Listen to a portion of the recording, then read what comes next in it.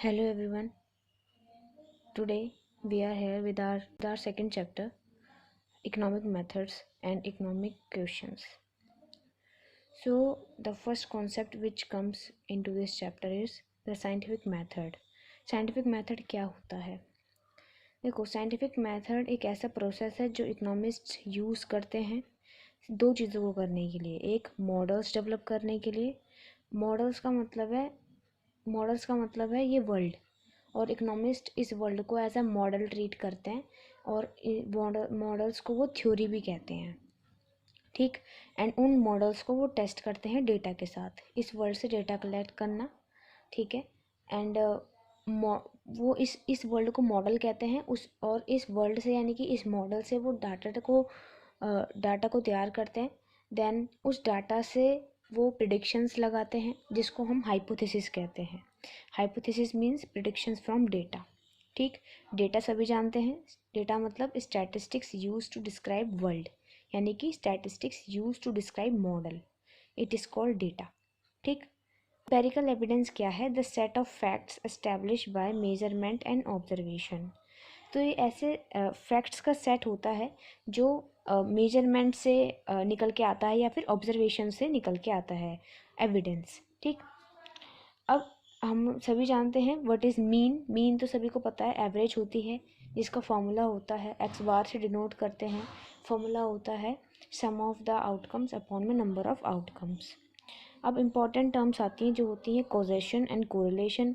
Causation का मतलब होता है जब एक चीज़ का इफ़ेक्ट, एक चीज़ जब अकर होती है तो उसका इफ़ेक्ट दूसरी पर पड़ता है। ठीक है। बट किसके through? Cause and effect relationship के थ्रू। कॉज एंड इफ़ेक्ट का मतलब किसी एक पर्टिकुलर चीज़ जो हुई है उसका कारण क्या है और उसका इफ़ेक्ट क्या पड़ा है, that is called our cause and effect relationship. Now what is correlation? Correlation you are very well aware as you already studied it in statistics। तो कोरिलेशन का मतलब होता है किसी भी दो वेरिएबल्स में म्यूचुअल रिलेशन। तो कोरिलेशन तीन प्रकार का हो सकता है, positive correlation, negative correlation and zero correlation. Positive correlation का मतलब है जब दोनों वेरिएबल्स जो हैं वो सेम डायरेक्शन में बढ़ रहे हों। जैसे फॉर एग्जांपल अगर गर्मी बढ़ती है तो हमारी आइसक्रीम की डिमांड भी बढ़ जाती है, यानी कि पॉजिटिव रिलेशन है, तो ये पॉजिटिव कोरिलेशन हो जाएगा। नेगेटिव कोरिलेशन का मतलब जब एक वेरिएबल किसी और डायरेक्शन में जा रहा है, मतलब दोनों वेरिएबल अपोजिट डायरेक्शन में हैं। फॉर एग्जांपल अगर मैं कहूँ कि एजुकेशन जैसे जैसे बढ़ेगी, लोग जितने ज़्यादा शिक्षित होंगे तो जो बेरोज़गार है वो घटेगा, यानी कि एजुकेशन अगर बढ़ेगी तो अनएम्प्लॉयमेंट रेट घटेगा। तो that is our this are the two variables which are oppositely related to each other, that is the example of our negative correlation. What is zero correlation? Zero correlation means the two variables are not at all related to each other। अगर मैं कहूँ कि मेरे जो number of friends हैं and मेरे घर का जो एड्रेस है, अब उन दोनों का क्या link? These are the two variables which are not related to each other, that's why it is zero correlation. Now coming up to the reasons that why correlation not imply the causality.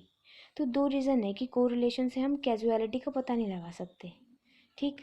तो वो दो reason कौन से हैं? पहला है omitted variables. Omitted variables का होते हैं जो हमारा सैम्पलिंग के दौरान छूट गए हैं, उनको हमने कंसिडर नहीं करा है, लेकिन वो दो वेरिएबल्स के बीच में जो है लिंक बता सकते थे।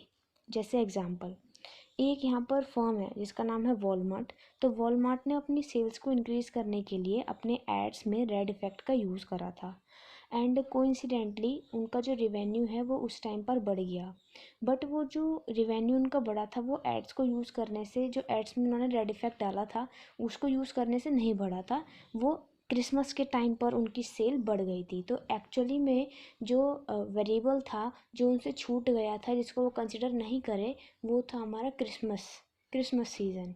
वो समझ बैठे कि रेड इफ़ेक्ट्स डालने से उनका सेल्स बढ़ गई, बट ऐसा नहीं था। एक्चुअली जो रीज़न था वो था क्रिसमस सीज़न। तो that Christmas season is our omitted variable which is left out and it is not considered. दूसरा रीज़न है रिवर्स कैजुअलिटी। रिवर्स कैजुअलिटी का मतलब है जो कॉज एंड इफेक्ट रिलेशनशिप के डायरेक्शन को ही चेंज कर दे। मतलब फॉर एग्ज़ाम्पल जैसे हम कहते हैं कि वेल्दी पर्सन अगर जो होते हैं जिनके पास ज़्यादा पैसा होता है तो वो हेल्दी भी होते हैं। क्यों? क्योंकि वो ज़्यादा हेल्थ केयर का खर्चा उठा सकते हैं। बट वाइस वर्सा हम ऐसे भी कह सकते हैं कि जो हेल्दी पर्सन है वो वेल्दी भी हो सकते हैं, क्योंकि हेल्दी पर्सन ज़्यादा हार्ड वर्क करेगा, अपना ज़्यादा स्किल्स होंगी उसके पास, तो जिससे वो अपनी वेल्थ को जनरेट कर सकता है। तो that will be our reverse causality, जिसमें हम रिवर्स थिंकिंग करते हैं। अब आता है रैंडमाइजेशन, मतलब रैंडमली किसी भी चीज़ को पिक कर लेना, मतलब चॉइस करना by chance. Choice by chance is randomisation. What is natural experiment? Natural experiment, the natural क्या है, देखो, the this studies which the studies which can be undertaken the studies which can be undertaken to assess the outcome and impact of policy intervention। मतलब जो जो हमारी studies हैं जो हमें बताती हैं कि पॉलिसी जो इंटरवेंशन हुई है, जो पॉलिसी मतलब पॉलिटिकल कोई भी इंटरवेंशन हुई है तो उसका इम्पैक्ट क्या पड़ा है, उसका आउटकम क्या हुआ है, उसको हम एनालाइज करते हैं, उसको हम एसेस करते हैं। तो वही हमारा होता है नेचुरल एक्सपेरिमेंट। ठीक। फॉर एग्ज़ाम्पल से समझो, जैसे पॉलिटिकल इंटरवेंशन थी, उसकी वजह से एक डिसीजन लिया गया स्मोकिंग बैन का, स्मोकिंग बैन हो जाना, तो इससे 6 मंथ्स के लिए। तो उस एरिया में एक पर्टिकुलर रीजन में स्मोकिंग को बैन किया गया, जिसकी वजह से एक पॉजिटिव इफेक्ट देखने को मिला, क्योंकि फिर उसके बाद इन्वेस्टिगेट किया गया उस एरिया में कि वो नेचर को इफ़ेक्ट नहीं, वो हमारा नेचर को तो इफ़ेक्ट कर ही नहीं रहा था, बट वो हमारी हेल्थ पर भी एक अच्छा इम्पैक्ट डाल रहा था। जो हार्ट अटैक के रेट्स थे वो हमारे कम हो गए थे। तो that is the natural experiment जो हमने किया कि स्मोकिंग बैन करने के बाद, that is our political intervention. तो उसका इम्पैक्ट कैसा पड़ा वो हमने एनालाइज करा थ्रू नेचुरल एक्सपेरिमेंट।